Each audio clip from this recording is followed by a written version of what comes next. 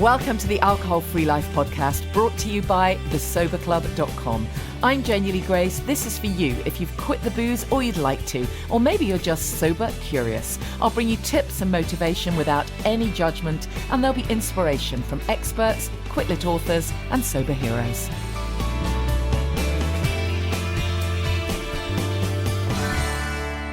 Hi and welcome to the podcast. How you doing? I hope you're well. I've had a super busy week. It was really great to be in Brighton for a couple of days, working with the guy I did my Matrix reimprinting training with. That's always fantastic to get more of that amazing energy, and working with therapists and just kind of underlining all the stuff that I love kind of focusing on around the mind-body connection. And anyways, yeah, so I'm feeling all filled up with that, which is it was really great. Sadly, the alcohol-free bar wasn't open that night. Otherwise, I would have hosted a meetup. But next time I get to go to Brighton, I will do that. Talking of seasides, we do have another Sober by the Sea coming up on March the 11th, Saturday, March the 11th. So you've got a little bit of time if you'd like to join us. It's such a nice day because we kind of create a vision board. We look at what might motivate you. There's a little mini coaching session, one-to-one with me. We have a lovely lunch. You get a bit of energy of the city and the sea, and it's just a really fun day. You get to connect with a few other people. Very small, tiny group. Doesn't matter what stage you're at. You can be day one or sober curious, or maybe you've been sober for 10 years. It's not really about not drinking. It's about, creating that life you want to live. And of course, I would say that has to be underpinned by sobriety. But, as with everything, there's no judgment. It's just a really great day for focusing on what you might want for your life moving forward. So that's March the 11th. Check that out. If you go to thesoberclub.com, click on events, you'll find it there. And still with the seaside, I am doing an event next Tuesday, the 21st of February. I'm speaking at an event with the Positive Living Group in Bournemouth. So that's going to be a general kind of chat about holistic health and well-being. And of course, I'm bound to talk about the sober stuff in there. How can I not? It was the missing link in the jigsaw for me, wasn't it? So I'm sure that will pop up in conversation. So it's the Positive Living Group in Bournemouth. I think it's 7:30 on Tuesday 21st. And I can't remember the name of the venue, but anyways, if you go to the show notes, you'll find it there, or go to thesoberclub.com and you'll find information. It would be great to meet you. I love meeting podcast listeners. It's just really, really great to connect with you guys. So this week we have teamed up with Bemuse. Now, I've mentioned this amazing drinks brand on the podcast before because it was started by a couple of friends, Anne and Natalia, who want to create a new drink experience because they wanted something different from all the other stuff that they saw out there, the alcohol-free beer and the wine and the cider. And they came up with the idea of reinventing Mead. You might not have even heard that word in years, and we tend to think of Mead as something, Elizabethan, don't we? It's intriguing, really, because of its history and its potential for a new drink. So that's exactly what they did. They've rebooted Mead for today's generation, and they've created this absolutely delicious drink that's refreshing and lightly sparkling. It's low in sugar. It's 0.5%. And if you're thinking, what even is Mead? Well, it's honey wine. So it's honey and water fermented by yeast, but it can also be flavoured with fruits and spices and hops. And theirs is all natural ingredients, and it has a natural fermentation process. And they're such a lovely brand. They've got really ethical values that drive sustainability, and they're raising awareness of the country's dwindling bee population. I mean, any brand that's like kind to bees, that's got to be good, right? So it's 0.5%, as I say. It's low in calories, low in sugar, and they've got 4 different flavours. So they come in these funky cans with this really lovely stylish design. They've got one with a this really cool bee, Bemuse bee on it. So the flavours are the hops sparkling mead, which is brewed with wildflower honey. That's a kind of light and fruity one. Then they've got the raspberry sparkling mead with orange blossom honey, and that's got a kind of citrusy aroma. And the ginger and cardamom mead, that one's brewed with apple blossom honey. So that has that kind of fruity note and leaves a apple aftertaste.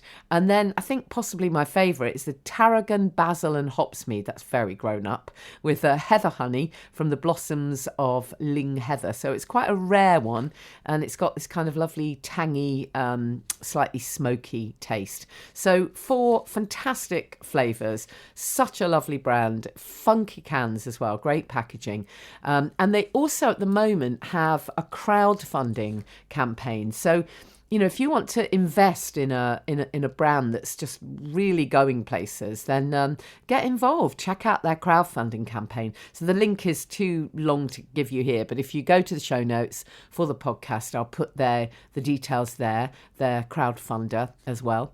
BemuseDrinks.com is the website. And also, we've got a competition to win a huge batch of their drinks worth about 70 quid. So definitely make sure that you are in it to win it. So that's Bemuse Drinks. Check it out on thesoberclub.com and also on the show notes for the podcast.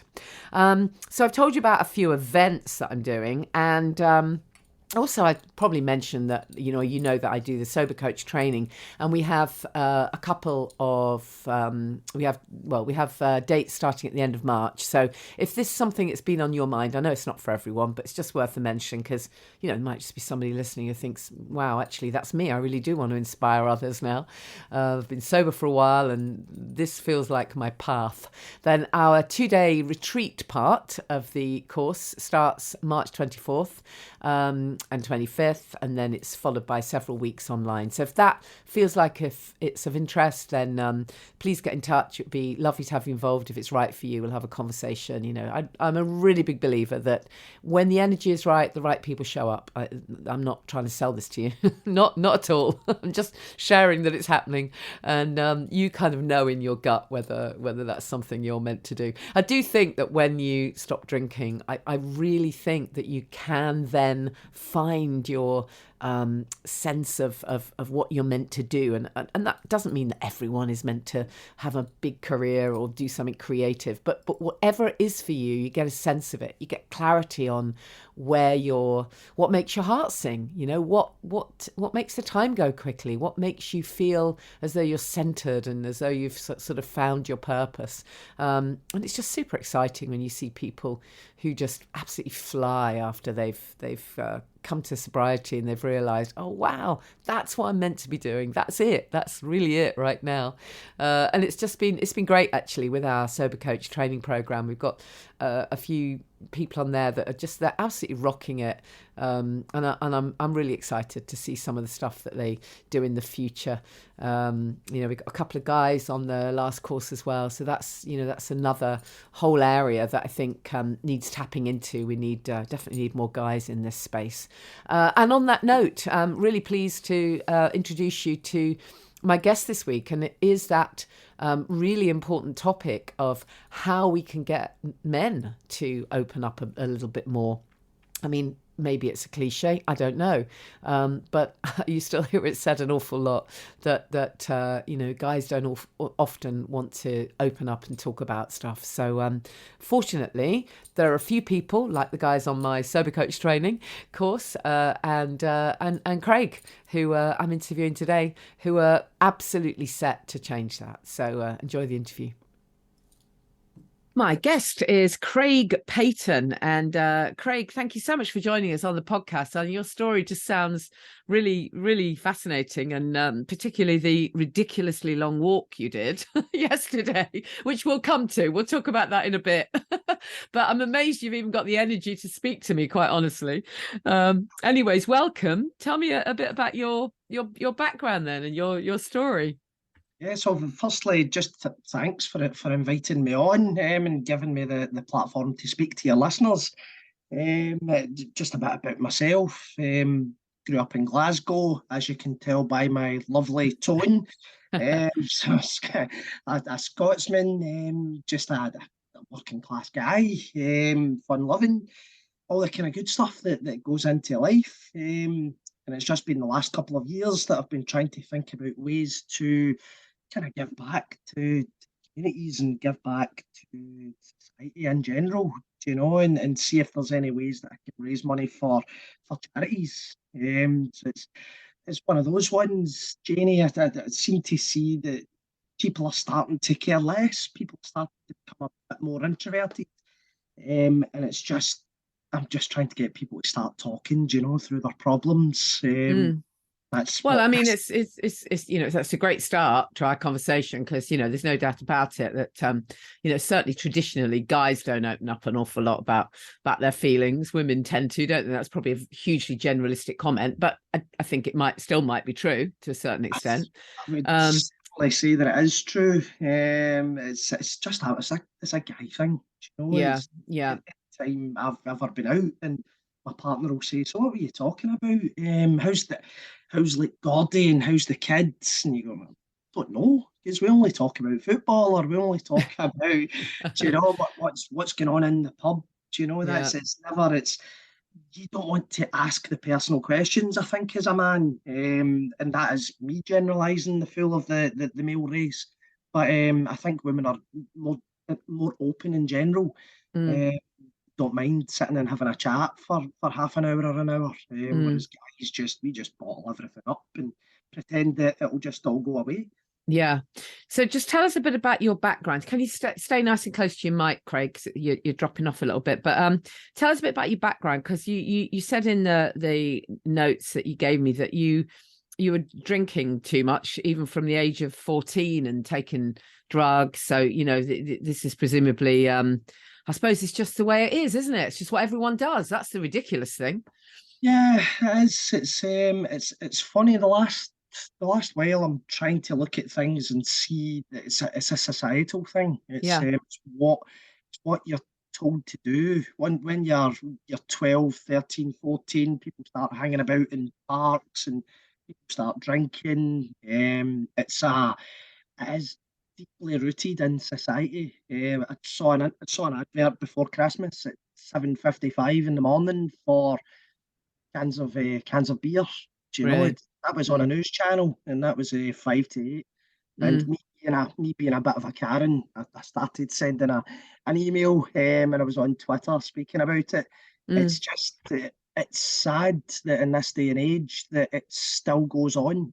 Well, just on that note, do you back when you were 14 and everyone was, drinking and taking drugs, as you say, do you think there has been a change? Surely there's been some movement in an area like Glasgow where, you're known for your drinking, aren't you? Let's be clear. Has it not changed at all? Is the average sort of 16-year-old kid not seeing other options? I think it's still there. I maybe think it's worse.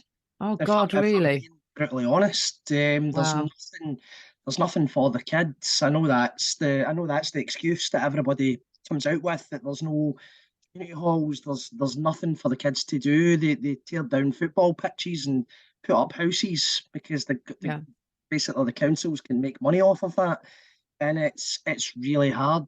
I've tried to speak to numerous councils up in Scotland just to see about me even delivering talks at primary schools and high schools just for a chat, and it just falls on deaf ears, if I'm being honest. It's incredible, actually, isn't it, that I heard a TEDx talk. I actually did a TEDx talk, and one of the other talks on the event was called Youth Works, and it was all about the fact that in the last few years, the budget for youth clubs and youth organisations has been cut by over £1 million.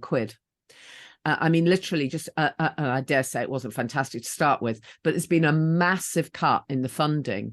So what you're saying makes absolute sense. There isn't anywhere for young people to go. So, not everyone's got a lovely, cozy home life where everything's fantastic, round at your gaff. So what the hell are you meant to do when you're 15 or 16? I mean, God, it's actually really quite depressing that's still going on. And it's sad because I think I'm just off a call there with an construction industry-wide chat there, with the Lighthouse Foundation, and they've been doing research with Glasgow Caledonian University, and they were saying that money is just at the root of everybody's problems just now. So with the cost of living crisis coming so close after the coronavirus pandemic, I think that it's really getting to a lot of people. And I know a lot of people that hardly leave the house now because of the Really? coronavirus pandemic. It's just something that's the fear has been lodged in their brain. Well, the government worked very hard and ensured that we all caught the fear for sure. They put an awful lot of money into making sure that we got scared. But that's topic for another day, maybe. I read also that you said that you had a friend who died from alcohol abuse. That must have been very tough.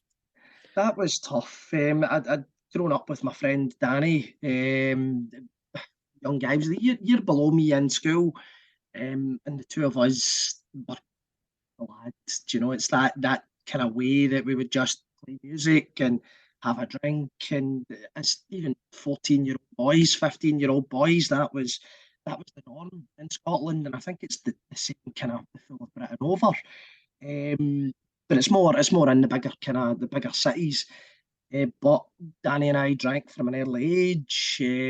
Ended up, he was doing a lot of touring. He was a really good drummer. And 30 years old, one of my friends had phoned me to say that he had been rushed into hospital. He was always a good looking guy, but the last few years it got a hold of him and he was just really gone and was hardly eating. And I think when I was speaking to one of my friends that was there in the last days, that he was drinking a bottle of whiskey a day, or a bottle and a half sometimes. And his sister was saying that all he would eat was maybe a packet of super noodles, maybe once every 2 days, once every 3 days. And it's just sad. Do you know that? Again, though, Janey, that was something that, from myself, it sank in for maybe a month, and then the old routine comes back in.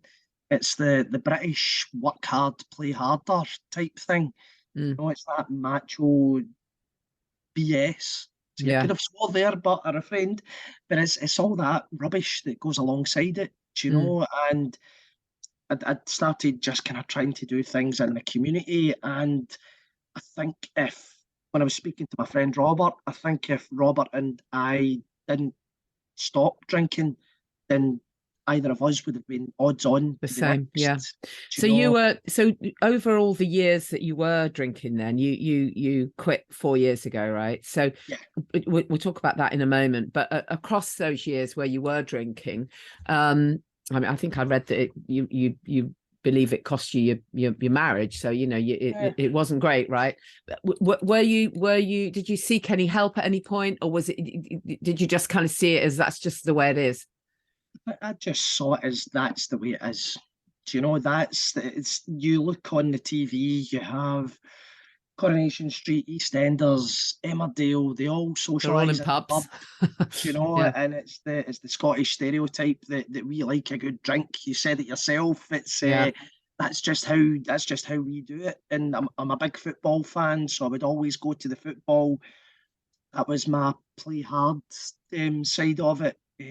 But all of a sudden, it just ended up. It stopped being fun. It was fun in my 20s, early 30s. It was still a bit of fun. But being married with 2 kids and still acting like you're an 18-year-old boy, it just doesn't go. It seems like fun and games when you are in your 20s and early 30s, but the hangovers get longer, as you know, and the melancholy creeps in a hell of a lot. That's when you do start to realise that alcohol's a depressant. When it creeps in every Sunday, you're just wanting the couch to swallow you. Yeah. So you were, you would use that expression, sort of functioning alcoholic. Effectively, you were functioning. You weren't at rock bottom, but you were a long way down that bloody spectrum, right? And the next step would have been the bottom of the booze elevator, as it were. So what was it that finally made that light come on for you, so you were able to make a change? Well, as I say, I'm a health and safety manager, and I speak to a lot of guys. And when it comes down to it, anytime there's an incident, I always look at what's the root cause. What's the root cause of alcoholism? And when I look at it, the amount of times that I could have had, because any time there's an incident, I look at it and I say, well, you could have stopped there. Yeah. Stopped there. And unfortunately for me, Janey, it was maybe 30 steps down the line after I maybe should have. And it was just doing silly things and being the clown and all of those kind of things. But for me, I had it in my head that I was going to. I was starting to get into a kind of dark place. But it all came to a head, and my friends were fighting, and it was like 6 a.m, I think, and everybody was fighting. There's a bit of sectarianism in Glasgow. So there was one from one team and one from the other team. And basically, I was the bad guy because I wouldn't stand up for him. And then I was the bad guy because I wouldn't stand up for him. So it put me in a difficult situation. And for some reason, I just had that penny drop moment. Do you know, I'm a grown man. I'm done with this. Grown man, I've got 2 kids. I can't keep going down this slippery slope, or it'll be me next. I think it was that race out of who was going to join Danny. It was going to be either myself or it was going to be Robert. And it's funny, just that with saying that, Robert was actually came on to my podcast a few months ago, and the two of us were speaking about that. Robert had that same kind of epiphany, if you could call it that, a month prior to myself, 3 weeks to a month. And he stopped drinking round about this time 4 years ago. Right. For me, it was the 15th of February 4 years ago. So it's just funny. We kind of went our separate ways a wee bit. And I messaged him a few years later just to say, listen, apologies, how are you getting on? And are you okay? And he said to me, listen, I'd say it was a year and a half. I've been a year and a half sober. And I said to him, that's crazy. When did you stop drinking? And he told me the date, and it was a couple of weeks before I made the decision. There must have been something in the air in Glasgow that night. There must have been something going about. So how did you get support? Did you get any support? Did you literally just stop, or did you go the AA route? What did you do? Nothing. I think from myself, it's I'd met my partner not long after, so I had a new relationship to look forward to. Just to be sure, my marriage was long dead. That it wasn't something that was something that contributed to the downfall. But I met my new partner. Everything was going good. Ended up having an wee baby, which was amazing. So it's funny how I look at it and I see small signs to say this is the path that I'm going on just now. And life just starts to look a bit better. And I think to myself, if that's what I'm doing and good things are coming to me, then this is the path that I've got to keep going. Totally, yeah. I'm not a spiritual person, to be honest, but I think through those kind of times that you do look at it and you say, well, everything seems to be happening for a reason, whether it's somebody up there or somebody wherever. Well, you were able to get back to the real you, weren't you, after all those years of trying to cover him up? And it's funny when you think about it. It's like, I mean, for me, that was nearly 20 years of really caning it, not just going out, and I would love to go out and have 2 or 3 beers and then come home, but society tells you you've got to stay and get as drunk as you can, and you like Love Island and all these things. It's young, good-looking people that like a drink, that and you've got to be drunk to enjoy yourself. San Miguel adverts, life and soul of the party.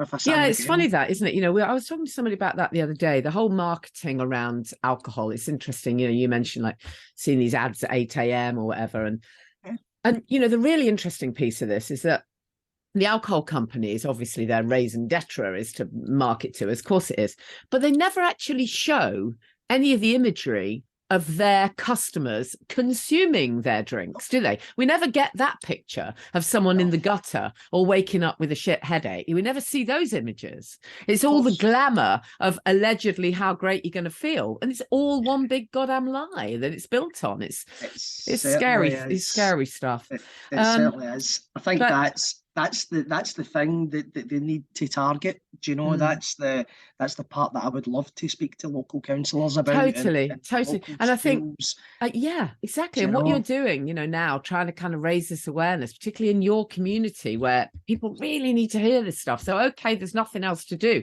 but that doesn't mean you have to go and pour toxic liquid down your head, because that ain't going to help, right? We need more layers to this. It's funny because even I was away in Spain at the end of May for a European game with the football, and one of my friends said, have a drink, and he was trying to coax me into having a drink. I said, that's 3.5 years since I've had a beer. I said, I'm not interested. And I said to one of my other close friends, I said, listen, I think if you win this, it's a big occasion, I might have a glass of champagne to celebrate. And he said, why? And I thought to myself, that is the stupidest thing that's ever come out of my mouth, because that is what is drilled into you. Exactly. That's your celebration. You cannot celebrate unless you have alcohol. But of course we can, can't we? Just like a vegan can go to a barbecue and have something different in their roll. Who cares? But you made a good point. It's showing the consumers. I mean, the consumers aren't guys like Brad Pitt kicking about with a six-pack and having 2 or 3 beers. That the general person that is having a drink is going to end up in AA if they keep on doing it. I said that he's sober, isn't he, Brad Pitt? I think so, yeah. But it's these things that they make everything look so good, and everybody's chiseled and beautiful, and we need to change the perception. We need to realize we've been lied to. We really do. 100%. I'm really interested in the work that you're doing now. Then I know you've got the podcast. What's it called? Football and the Blues. Yeah. So as I'd said, I had quite a good community there for talking about football, and it started to take off. There was maybe 3,500 people that I was talking to, and it was a good community, and we were all having a laugh, and everything's. And I've always been a good guy to speak to. Do you know? I'm a good listener. I'm good at talking. And I said to them, listen, what do you want to see? What content could I bring to you guys? And when I thought about it, the penny dropped again. It was, let's tie it in. Let's tie in football. Let's tie in the problems in society in Glasgow. And I was actually lying in my bed, and the penny dropped again for the name of the group. Do you know that just dropped? It went football, the blues depression, the blues. There we go. Yeah. And it came to me, and it's funny. It wasn't a McCartney moment where it's Hey Jude and he's and he's sleep, but it was just something that came to me, Janey, and thought, you know, if this can help anybody in society in Glasgow, then. And far wide, if anybody can understand the accents. I love your accent, it's great. By all means, if it helps anybody, then I've done my job. I work as I said, a health and safety manager. Well, yeah, just on that note, you mentioned this, you working in health and safety, and it's so interesting when you think of it like that, isn't it? Because as you said, when you work in health and safety, your whole life revolves around looking for risk, doesn't it? Sort of assessing risk and looking at what might go wrong and shoring it up so that it doesn't, and actually you're absolutely right. With all of us, we put ourselves in so much risk. I mean, it's frightening when I think of, it's not just the guys in the Glasgow streets or everywhere. I mean, when you think of young women, the risks they put themselves under, oh my God, when I think back, it's frightening. Just on every level, and also when we look at it, we realize that alcohol is actually, when you actually bring into the equation everything, not just harm to the individual, it comes out as the number one most harmful drug. you know, when Yeah. you take into account harm to the economy. I mean, crime, you look at crime figures and the link with alcohol, it's terrifying. Obviously, you know, harm to the health service, I mean, and on and on. Yeah. So actually, if you were actually doing a risk assessment on alcohol in the UK, I don't think it would come out good. There's a drink up in Glasgow. I don't know if anybody's heard of it. If you've heard of it or your listeners, but it's called Buckfast, right? No, So it's like it's a red wine, a fortified red wine. It's made by the monks in, I want to say Dover. I want to say somewhere like that. But they've got Buckfast Abbey, so they make this wine, and it's like firewater. I think it's got the caffeine content of, I think it's 6 cans or 7 cans of Coca-Cola. God. So when people are drinking this, it's getting they mix it maybe with cocaine or ecstasy, and it's giving them they think they're Superman. So that's again, as you say, if you were risk assessing it, and I said to you, do you fancy a bottle of red wine or do you fancy this stuff that's like rocket fuel that'll probably end up with you spending a few days under Her Majesty's pleasure? Right. I think you would go for the safer option, and it's got a lot to do with the high violence rates up in Scotland. Wow. And I was over in Belfast a few months ago, and the guys were saying the same. It's something that's went from Glasgow to Northern Ireland, although Northern Irish people will say that they had it, but they didn't. It was us, but we're claiming it. And it's horrible stuff, and it's, as I say, the caffeine content of 7 cans of Coca-Cola, and it's I think it's maybe an 800 milliliter bottle. God. So it just shows you, it's absolutely. So tell us a little bit about the Lighthouse Foundation that you were mentioning. What kind of work do they do, or what's your kind of role there? I can remember years ago the Lighthouse Foundation was spoken about. I worked with Balfour Beatty on the tools for years, and it was that it was not taboo to come in drunk. It was not acceptable either, but it was certainly a lot different 15 years ago than it is today. It's banned. It is total taboo now to go into a site drunk. However, 15 years ago it was more prevalent that people would go in. The Lighthouse Foundation, I could remember they'd come in for a few chats years ago. So are they a charity who work specifically with construction companies then? Yes. Okay, got it. It's a construction charity. Okay.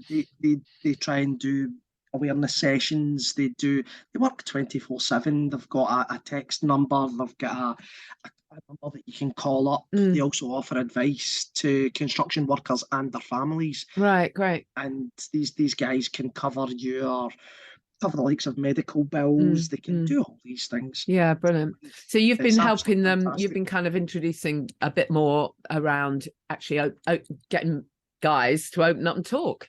No, that's it. So I went with a few of the guys. Went with them. They were working. They were in Motherwell. I'll send you a few pictures of it. The guys go about in a Ford Transit van that's fluorescent yellow, fluorescent green, fluorescent pink, and it's a conversation starter. And the guys go onto the sites. It's pre-arranged with Balfour Beatty and Travis Perkins and a lot of these companies.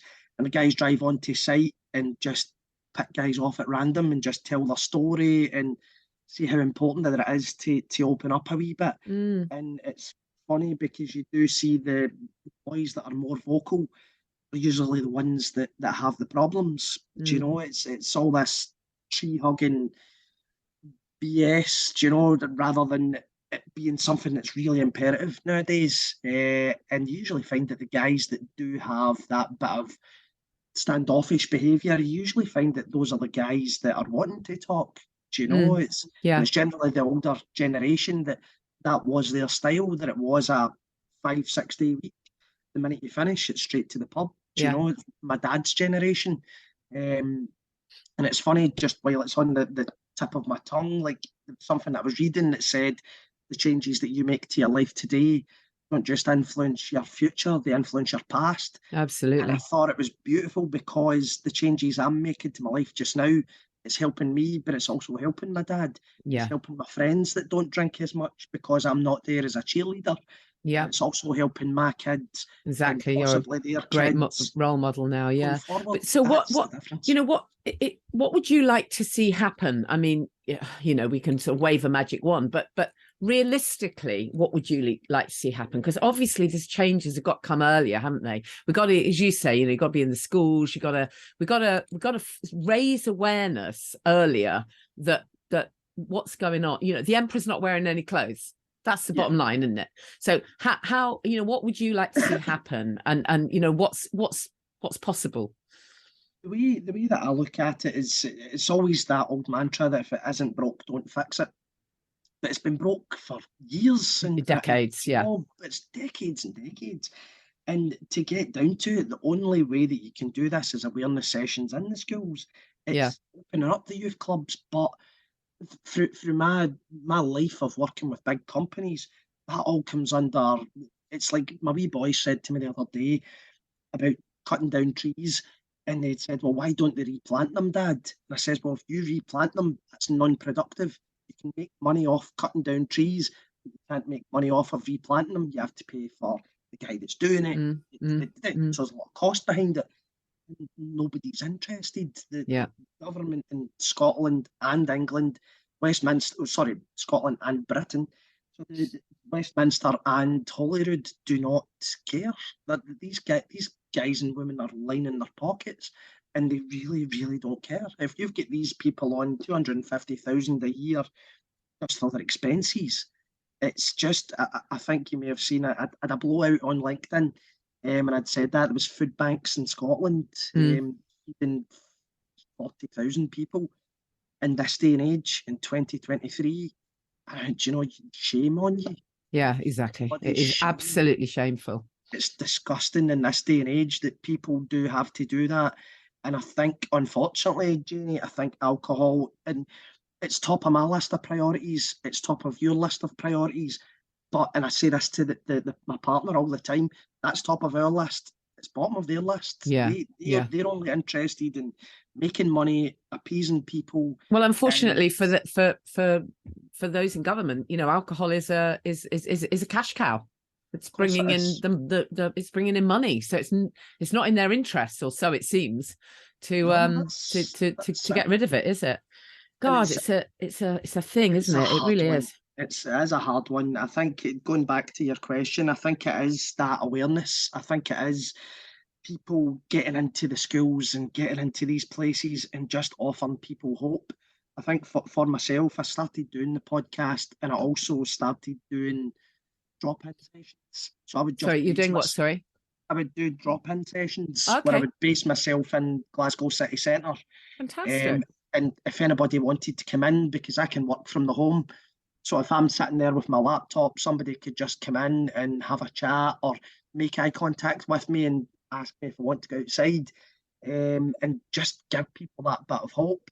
Because you know yourself, a lot of people, I mean, I went to the doctors years and years ago, and I'd said to him about my drinking, and it was an invitation to the AA. Exactly. Are you feeling okay as well? I'm feeling a wee bit down. There's some antidepressants. Yeah, exactly. Antidepressants, and why don't you go to AA? Yeah. Get out my face, you know. Yeah. And if you're a woman, have a bit of HRT as well. Of course, it is. And a lot of people don't want that. They don't want to. I mean, you look at it as well. You think of what does society think of Alcoholics Anonymous or Cocaine Anonymous? You expect to walk in and it's a lot of, that's it, like pishy pensioners, people that are stinking, and people that are, you know, oh, I'm an addict. What does an addict look like? I mean, I've done plenty of podcasts with young guys, younger than me and better looking than me, and these young guys that are just, you could not tell they had a problem. You know, it's getting over that stigma that Alcoholics But also, Anonymous, you know, a lot of one of the things that frustrates me about that whole approach is, and I appreciate works really well for some people, and I don't really care which way anyone comes to sobriety. I don't care, it doesn't matter. No. But what does frustrate me about the approach is that it keeps you stuck in the negative, constantly going over all the crap times, and you're stuck and you're white knuckling it, for one more day. Whereas you're living proof that you're free. You're free from the alcohol trap. That's it. Yeah, that's it. You aren't an alcoholic. You are sober and you're free from the alcohol trap, right? And how beautiful is that? That's the message that people need to hear. There was a picture I put on LinkedIn a few weeks ago, and it was me having a drink. It was round about my early 30s to what I look like now, and you would honestly, A, think it was a different guy, but B, think it was before and after. The other way around. Yeah, I know. It's the best anti-aging secret ever. It is, no, definitely. Either that or you stop caring. That's my excuse. That's it. I'd spoken to somebody a few weeks ago, and I'd said that to them. I was in a pub with a coffee, and I was speaking to him, and the two of us were drinking coffee. And I said to him, if this was 4 years ago, and somebody said to me that I would be doing mindfulness, meditation, reading books about Buddhism, I would have probably threw the coffee in your face. and if I was stone cold sober, do you know? But it's for me, it's getting away from the British society, and it's the way I look at it is by saying, how did it? Just come a bit close to the mic, Craig. We've lost you there. Just say that last little bit again. It's like thinking to yourself, how British society is telling you that you've got to get drunk, and if you're drunk, you've got to go to AA. The thoughts with myself was with mental health and addiction, it's a worldwide thing. So I would start to read up on things about how the Japanese would deal with it, how they would deal with it in China and America and South America, to see how the other cultures would deal with it. And that brought me nicely onto mindfulness and meditation. Yeah, do you know? Absolutely. For me, growing up as essentially a Christian, for me to be growing up like that, but reading up on Buddhism and being able to do these techniques that the church would maybe scorn upon, do you know? Like my grand's a Roman Catholic, and for a lot of that stuff, it would be 10 Hail Marys and do you know, it's that way that, oh, you're a sinner, oh, Jesus, you're a sinner, and they would keep telling you that. Whereas with us, it's all about forgiveness, it's compassion, it's gratitude, it's all this lovely stuff that you'd never ever thought about it before. Do you know? And if there is anybody listening that feels that way, that they're thinking, what is this guy talking about? Honestly, read a book, practice mindfulness. Exactly. I know, I love it. It's there and it's free. Do you know? Exactly. It's lovely, because what you're doing is, you're just literally that joy just exudes from you now. And I've often said, lots of people have heard me say on the podcast, that if you'd said to me, like even 6 years ago, would you say that you experienced joy, in your life? I'd say, what the fuck? What were you talking about? I'm not 5. I was so kind of arsey about everything. And I realize now, that I had a girlfriend who just has never drunk. It's never been her thing. And she would get so much pleasure from like having a really lovely cup of tea in a cafe and going and doing just joyful things. And I used to just think, oh, for God's sake, just stop it with your twee stuff and pour me the wine, And I now realize, oh my God, she was the lucky one, and thank God I am now. But we the light has to come on, doesn't it? We have to be able to we have to be able to get back to the joy. And it's funny, I've got a friend, and he was my drinking buddy for years, and COVID hit. I was off the drink by then, but COVID hit. He kept on drinking. He got really worried. That was who I was saying hardly goes out the house.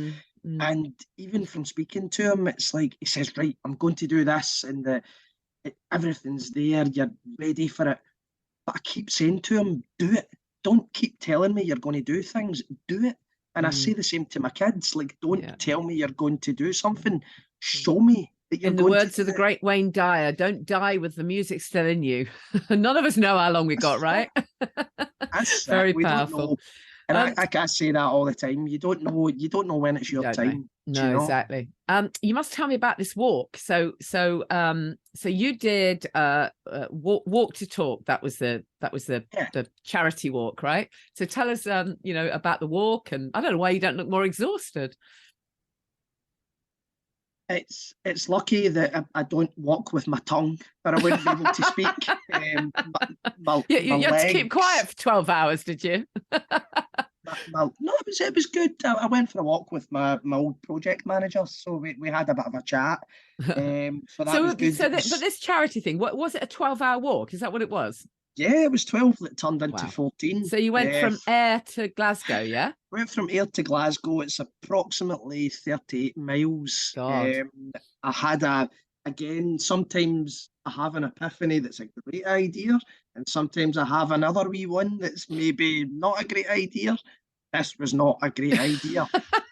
But and it was really just to raise awareness for mental health, and it was So how, under in what the, way were you raising awareness then? so it's were you under handing that. out leaflets or something, or what were I you was doing? putting, I was defacing lampposts, putting up stickers, but shh, don't tell anybody.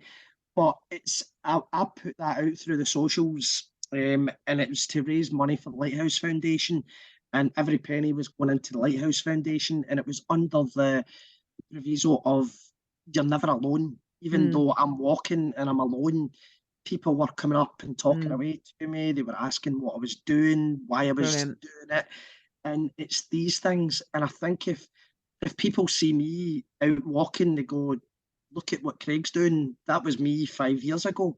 Do you know? And I want people to look at it and say, "Do you know? Maybe I am struggling a wee bit. I'm drinking the way that Craig was drinking." And look at it and say, "Do you know, that guy's changed his life. Do you know, So can he's I? happy."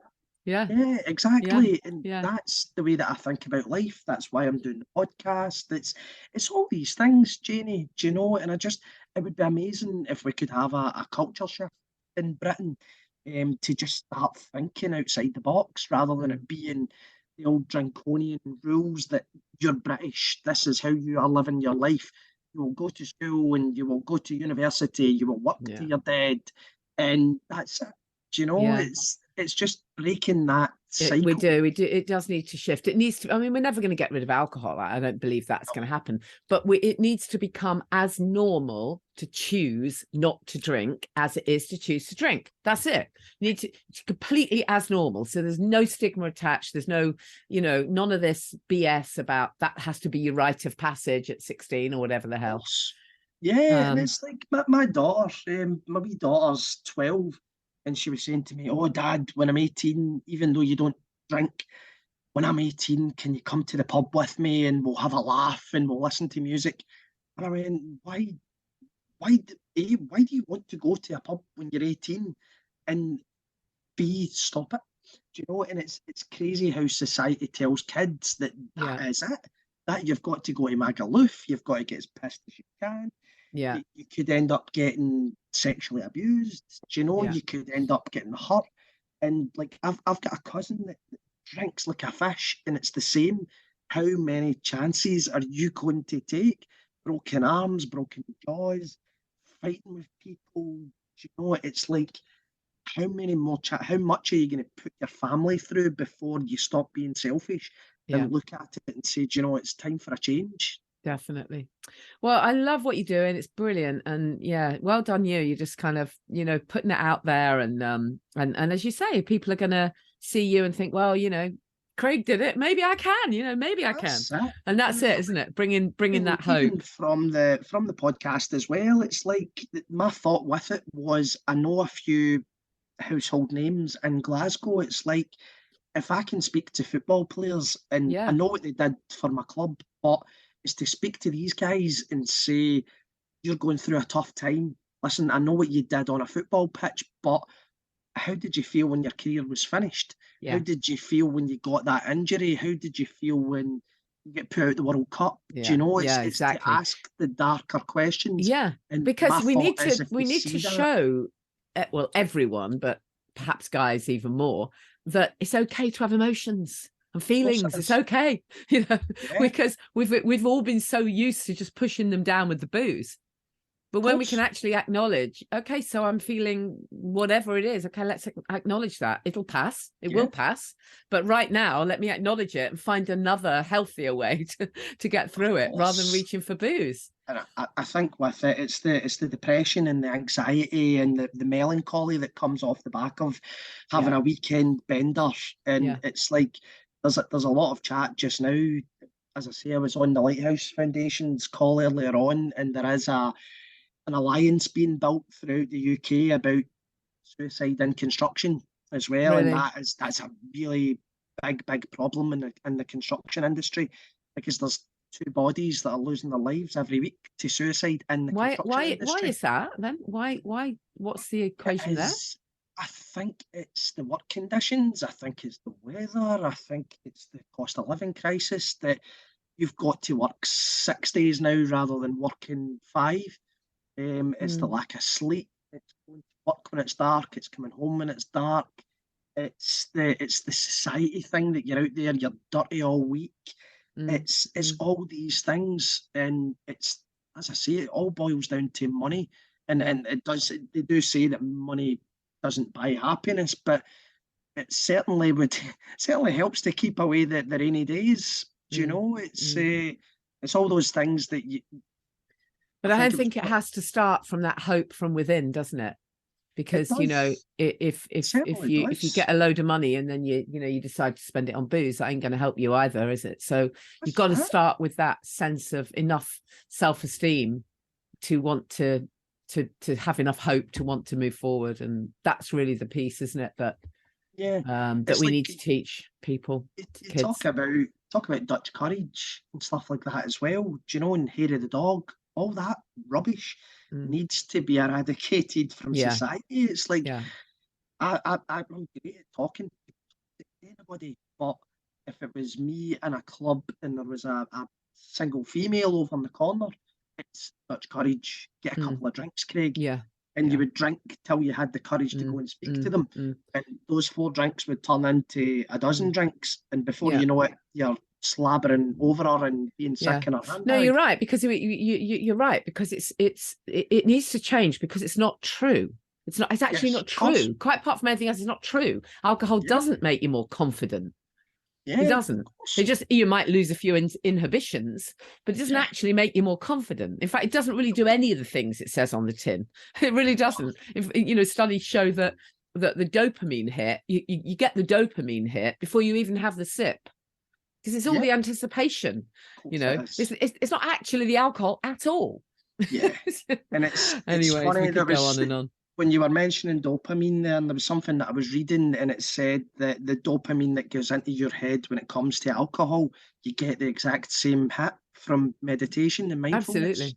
Do you know? So you're using that same part of the brain, but you're using somebody else's techniques to fulfill a fuller, happier life. And plus the fact, as you say, anti-aging, it works. Yeah, and you're not self-harming. So just remind us where we find the podcast. So you'll find the podcast on YouTube. All the usual. So if you type in Football and the Blues, you'll see my lovely exterior, and you'll hear my dulcet tones. And as I'd said, it's really just for people to open up. It's not usually I'm looking at it just now as a male problem with people not speaking up. And you alluded to it earlier, Janey. The same statistics, the same amount of women try and take their own life as men or have those same thoughts. But it's when it's 75% of men to 25%, and that's all over the UK. When it's those kind of numbers, that's where I'm kind of aiming the podcast. But I have got a few people coming on just shortly that are female. So if any of your listeners have a look and see what's all men, trust me, that's not the intention. It's just looking at the men just don't talk. They're not like me. They can't talk the hind legs off a horse. Do you know? And that's it's just men in general. Do you know? They're very introverted. Do you know? Well done, you doing some fantastic work. It's great to chat to you. If you do any more of your walks, let us know. Yeah, no and problem. We'll give it a plug. Thank you so much, Craig. I'll put the notes. Yeah, you'll catch me on. I'm usually on LinkedIn. On LinkedIn, I've got Football and the Blues, Yeah. and on LinkedIn as well. And as I say, the YouTube channel. And if you put it into Instagram as well, you'll find it on there. I'm Yeah. trying to stay away from Facebook because there's more trolls on Facebook than there is anywhere else. But trolls are starting to appear on other social medias like LinkedIn. I seem to see a lot of these wee trolls. So I try and stay away from it. Healthy mind. Do you know? I look at things and then go, no, you're an idiot, and just get them away. Craig, thank you so much. I really appreciate it. Thanks so much for your time. That's excellent. Thank you, Craig. Fantastic work that you're doing. Just a reminder then, if you are interested in the Sober Coach training, get in touch because there's just a couple of places left for our next training that starts in March. So if that's got your name on it, get in touch.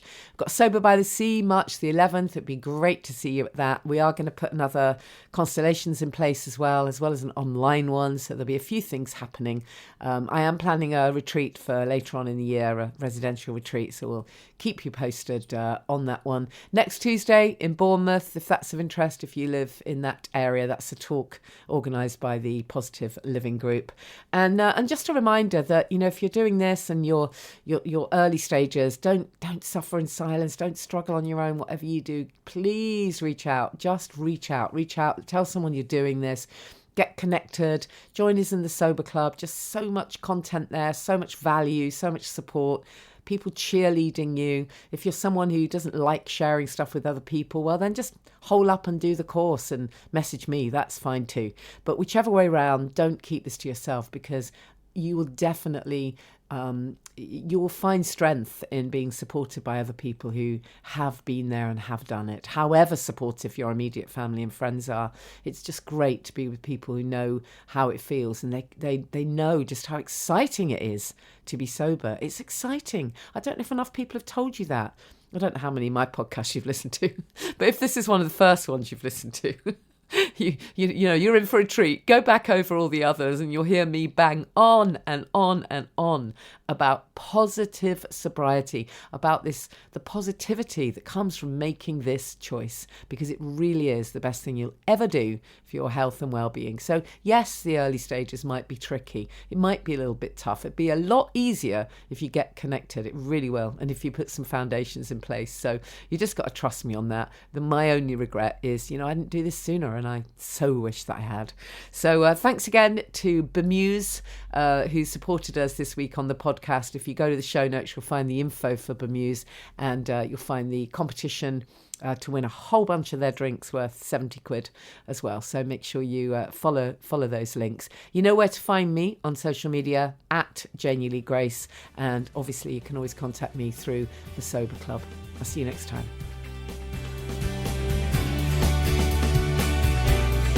Thank you for listening to the Alcohol Free Life podcast, brought to you by the Sober Club.